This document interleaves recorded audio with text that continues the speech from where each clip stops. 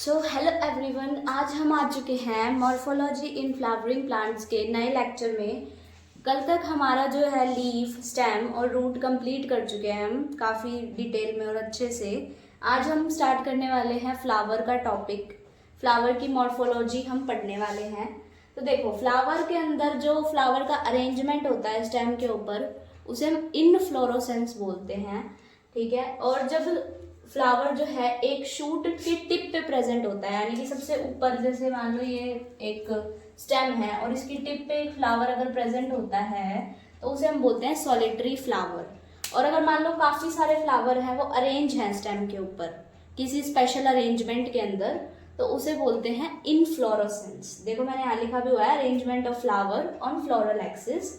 और जो फ्लावर का स्टॉक होता है, यानी कि ऐसे थोड़ी ना कि डायरेक्टली अटैच होते हैं, नीचे एक डंडी टाइप की होती है, जैसे कि लीफ की स्टॉक को हम क्या बोलते हैं, पेटियोल।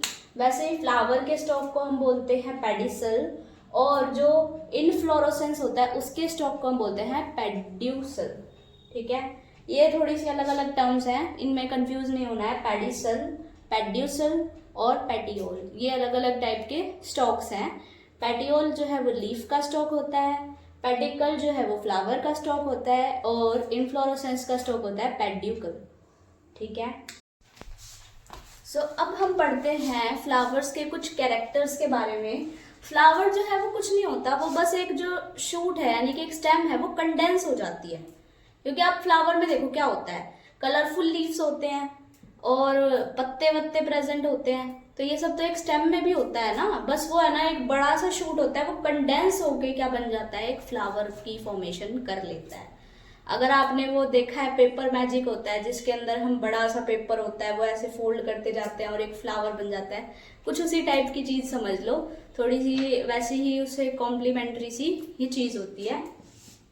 एक्सिस गेट कंडेंस्ड, यानी कि देखो ये जो बड़ी एक्सिस है वो कंडेंस होती है और वो फ्लावर का फॉर्मेशन करती है, यानी कि flower is nothing but a advanced shoot. ठीक है। इंटरनोड डू नॉट इलोंगेट्स, यानी कि जो इंटरनोड्स होते हैं वो इलोंगेट नहीं करते हैं, यानी कि लंबे नहीं होते हैं।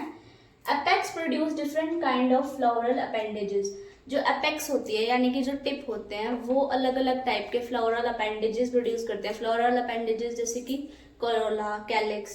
कोरोला क्या होते हैं, जो कलरफुल लीव्स होते हैं। कैलिक्स क्या होते हैं, जो प्रोटेक्शन का काम करते हैं, जो बड़े लीव्स होते हैं जो कोरोला के नीचे प्रेजेंट होते हैं। ठीक है।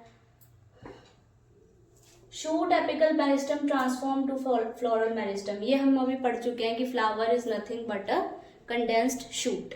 ठीक है, दैट्स इट। और नोड्स में क्या होता है, जो नोड होती है वो होती है जहाँ पर एक फ्लावर जो है वो ग्रो करता है, या फिर एक जो ब्रांचेस आती हैं स्टेम पे, हम काफी बार पढ़ चुके हैं नोड।